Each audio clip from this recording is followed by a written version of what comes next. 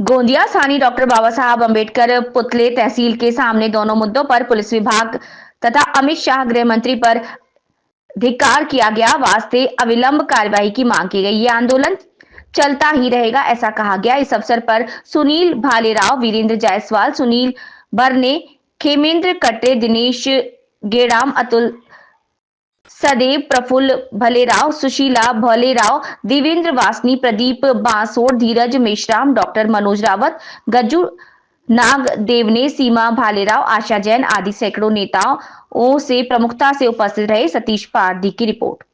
इसका दुर्भाग्य है ये। इस देश में जो है ये घटना कोई पहली घटना नहीं है और आखिरी भी नहीं होगी, ये आए दिन होने वाली घटना है।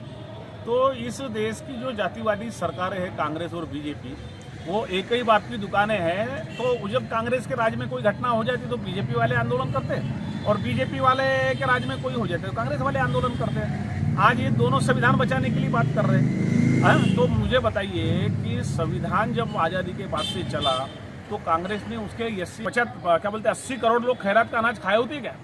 जिन समाज को गुमराह करने का मामला है और कुछ नहीं। और इनके जो पाले हुए कुत्ते चमचे भड़वे जो इनके पक्षों में ये जो बहुजन समाज के लोग काम करते हैं, इनको चॉकलेट दे दिया जाता है, ये चुपचाप ये भी आगे बढ़ो पीछे बढ़ो में रहते। तो इससे ज़्यादा कुछ नहीं है, कर दी गई।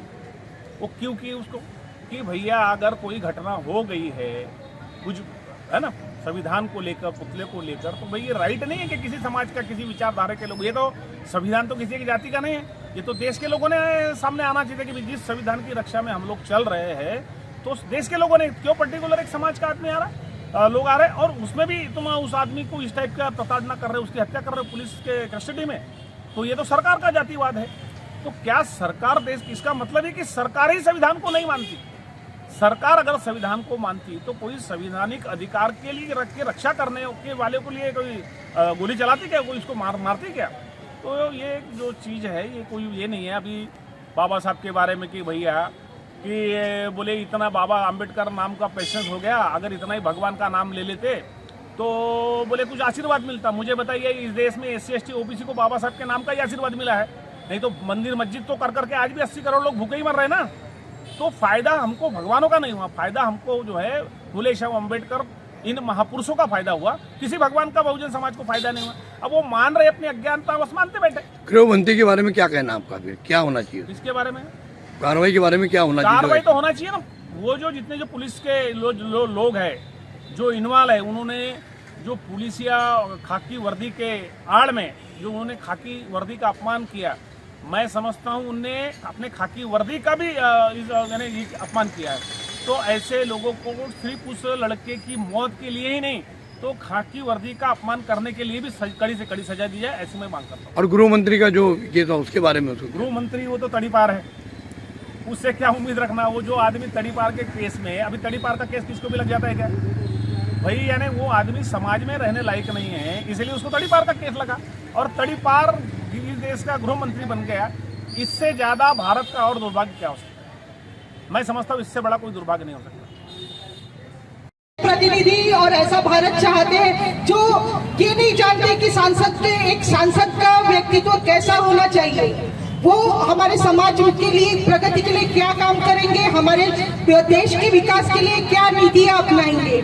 और साथ ही मैं निषेध करने, साथ ही मैं आपको बोलना चाहूंगी कि संसद में जो हुआ, जो अमित शाह जी कहते हैं कि अंबेडकर के जो स्वर्ग, अगर अमित शाह का मैं जोरदार निषेध करूंगी और मैं बताना चाहूंगी उनको कि हम स्वर्ग में वास करते हैं और इसलिए हम अंबेडकर करते रहेंगे। धन्यवाद। दुर्दैवी घटना है की एक साजिश आहे, LLB थर्ड इयर स्टुडंट, त्या थर्ड इयर स्टुडंटला टार्गेट केलं गेलं आहे। त्याच्या सोची समजी नीती आहे आणि तेव्हापासून सतत वारंवार संविधानाचा अपमान होत आहे।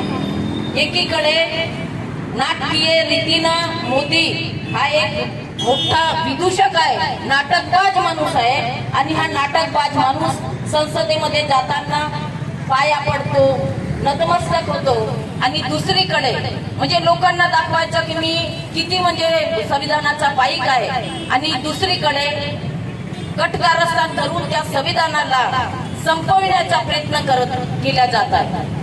संपूर्ण नाही राहिलेला आहे. आम्ही खूप काही केलं. ईव्हीएमच्या माध्यमातून विधानसभा जिंकली, संसदेमध्ये आहे ते, सेंट्रल मध्ये ते, विधानसभेमध्ये ते, एवढा मोठा महाराष्ट्र कूटनीतीनं काबीज केला. परंतु हा सूर्य आहे, हा सूर्य कधी विझणार नाही. तो दिवसेंदिवस अमित शहा, तुम्ही जे म्हणता की डॉक्टर आंबेडकर ही फॅशन आहे, अरे फॅशन नाहीये, तो आमचा पॅशन आहे. तुम्ही महाराष्ट्र जो एक सदन राज्य आहे, तो सदन राज्य गट कारस्थानानं जिंकल्या.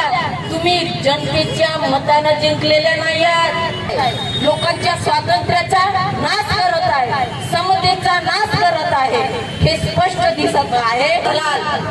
आणि म्हणून काही लोक बुद्धविहारावर विकल्या गेले आणि काही लोक मताच्या राजकारण. तुम्ही एखादा चांगला नेता द्या, नाही तर मग आम्ही ठसक्यानं म्हणतो की ज्या लोकांनी बीजेपीची साथ धरली अशा नेत्याला आम्ही पटकन सोडलं. आणि जर हे असे लोक जर त्यांच्या सोबत आहेत, यांनी आवाज जर उठवला नाही तर समाजाने यांना जोड्यानं मारलं पाहिजे.